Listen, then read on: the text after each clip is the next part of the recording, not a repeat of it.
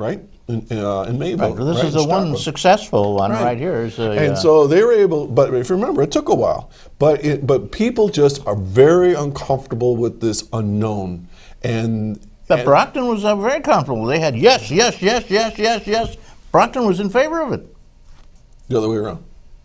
Well, the other way around, right? Yeah, right. Brockton was no, no, no, no, no, and but in the meantime, Fredonia wanted it. Well, and then the other piece is a lot of times people say, well, what's in it for us? Okay? And in some circumstances I've seen where people will say, you know, that community over there is going to really benefit. Their tax rates are going to go down. And ours is going to stay the same or even get bumped up a little bit. And so that's an issue, okay? But you know what? And when all is said and done, when you talk to the kids generally are in favor of it. It's the adults that are struggling with this whole concept, okay? And I'm not saying good or bad. I'm just saying it's what it is. And when you were talking a little bit about, you know, people getting involved, what's going on around them, this still is one of those bastions of Americana where you still get to say no instead of having it jammed down your throat, good or bad. But there's times I wish that New York State would kind of just say, you guys are merged, be done with it, we're going to give you a bunch of money, and you move on. But on the other hand, we still get the right to say no in this situation. And there's a lot of that going on. Now, I know. You were involved with the state does offer bonuses, millions. Money, a lot of money. They say, we'll give you some money. Of course, so the money, taxes are not really an issue immediately anyway. You were quite involved in Westfield Ripley. What happened there? Which one? The first time or second? Well, first of all, is there any hope there? I mean, is that pretty much down? I think there's always hope, but the thing is that when somebody says they don't want to go there anymore, you just don't go there anymore. But the government could. The governor could, under the law, not the governor, the commission of education could say, we want you to continue. Not according to the state laws. Oh, really? So they've cut. The commissioner is the most powerful man in the state. I take that back. He can do that if you're not being successful, if it's unsafe for kids, if the tax rates are going crazy, if the Board of Education isn't doing what they're doing. But that's just not the case. We've got 2 districts that have dedicated staff, dedicated board members. Their test results are pretty good. In fact, in many cases, very, very good. Mm-hmm. But what I'm getting at is that they're shrinking. And shrinking. Yeah. And I can speak very clearly for Ripley, when we pointed out this in Westfield, where maybe you had 2 sections of second grade. Now they're down to 1. Westfield used to have 4. Now they're down to 3. Now you used to offer 2 languages. Now you offer 1. They take programs that are no longer mandated because there's no money to support these things. So what's happening is a slow erosion of your educational programs. Class size. How about class size? Class size. Class size, I know for instance in Ripley, was a little bit on the smaller side. But now, instead of looking at maybe 17, 18 children, now you're probably looking at 23, 24 in some cases. So they've upped the class size a little bit too. You talked about with the funding being cut, this is just like a business. When you can't afford to have so many employees, you got to downsize, and you've got to find creative ways to do that. And that's what schools are doing. Superintendents are literally pulling their hair out, and school boards are angsting over this. They're doing things they don't particularly want to do because they like the way things were, but they're being forced, their hands are being forced to change things. Well, and also you say there's political angle here. The fact is, one of them, these boards are going to go. They're going to be gone. Bye-bye, adios, amigos.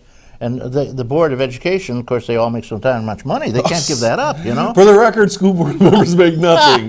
They get all the grief and get none of the pay. None of the pay, all the anger. And they're caught between the devil and the deep blue sea because they have to represent the employees and the public, and there's a fight there. So but if you look at the average school board member, I don't even know how many years they've served, but many of them serve multiple terms because they're dedicated. Nobody wants it. Well, they may not want it, but they don't have to serve. But they're dedicated. My hat goes out to all my former and present school board members that I've served with over the years. It's a thankless job. Sure it is. And like I say, they don't get paid for it, and they get grief, but yet they're there. They're watching over the dollars. They're watching over kids.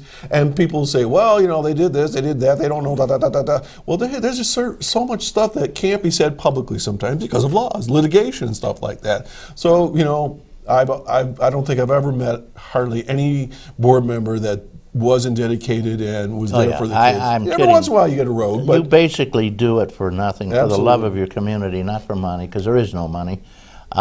You are caught between the devil and the deep blue sea and Sure. the deep blue sea again, because you're caught in three ways between the public and the employees and the public and the administration, and all these things come into a Oh, it's like a perfect storm sometimes. Yeah, it is. You know, we talk about school boards, but also And superintendents. You know, when we start, almost all of us start out as teachers or psychologists or counselors, and then someone bumps you into thinking about, you know, maybe you'd be a good principal or administrator, and then you kind of make that move, and the next thing you know, you're a superintendent down the road. But you know, people think, oh, those darn superintendents, they're doing all this terrible stuff. Overpaid, everyone. Overpaid and all this stuff. But you're 24/7. You don't sleep during the winters. I never slept. From I think it was November till April, because I never knew if I was going to be up in the middle of the night talking to my buddy Jack Scahill or Ben Spitzer or whoever. What are you going to do? What's the temperature out at 4 o'clock in the morning? Are your roads closed? And that's just one little piece of it. But when you start looking at all the costs and things that are totally out of your control, how would you like to be in charge of a school district, and all of a sudden they say they're not going to send you their state aid? I'll tell you got a phone call. Let's Okay, ask them. let's see what happens. Good morning, caller. Ah, he's gone. All right, we'll call back. Call back. We want to hear. We want to catch your call for sure. Yeah. Anyways, this is a complicated Well, thing. of course, It's not again, simple at all. it's even more complicated because every once in a while they turn down your budget, which is absurd. You have no control of the budget anymore. What do you control? About 3%? Yeah, about 94 or 5% of it is already mandated through contracts and the government and stuff like that. Yeah, so there's nothing anyway.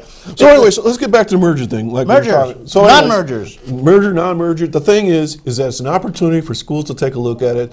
The Fredonia, Brockton thing is stalled right now. Doesn't mean they can't continue. Doesn't mean Westfield and Ripley can't continue down the road. Yeah. But there's other options out there, and people are starting to look at them. And not many, but you know, like I say, it's their opportunity to say yes or no, and it's still their right.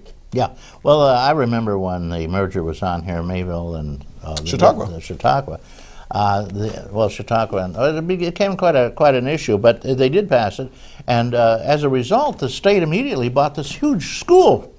Totally, there was no mortgaging for either district. It was a $34 million gift, which is worth about $100 million today, I might add. And they would do the same for any other school, wouldn't they? Oh, yeah. The state aid that you get is called building aid, and they give you incentive aid on top of that. They give you building aid. They give you operational aid. They give you, well, in the Ripley situation, it was $21 million, and I believe in the Fredonia Brockton it was $30 million. But you know, you got people that will say, yeah, but when that money's gone, then we got to take over it. Well, do you want 15 years of some prosperity here and hopefully rebuild your district and attract people and so forth, or do you just want to keep doing what you're doing? And again, people have the right to say no. Here we go, caller. Thank you for waiting. Hello. Hello. Am I on? I can't. Well, you're on the air. Yes, sir. I'm not sure. Yeah, you're on. I'm on the air. Well, hi, Reed.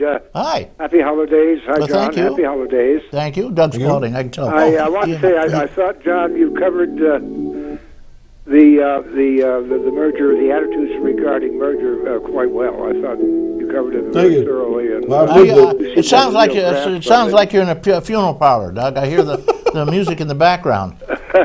Hold on a minute. I'm going to see if I can change over to speakerphone here because I can't really quite hear you. Hold on.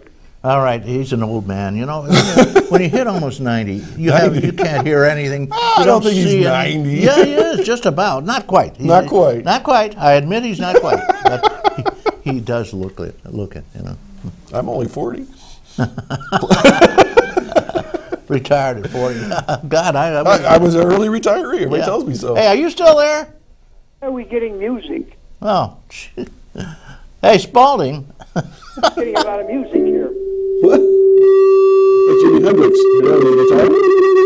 Hang up on him. He doesn't know what he's doing. He's too old, you know. He's a confused old man. That's a rock and roll sound. Calls on here or something. Oh, there you go. Are you still with us? You know this. I'm still here, but where was that music coming from? I have no idea. They said it's your funeral parlor or something over there. I'm not in the funeral parlor yet. Okay. I wanted to say that the music is on your end. Okay, go ahead. I wanted to say I think it would be interesting if you were to get on a couple of Mayvillites who have suffered through or enjoyed their merger, and to talk about the nuts and bolts. Okay, well, you're one of them. What do you think? Well, I'm not. I'm not thinking of a board member. I'm thinking I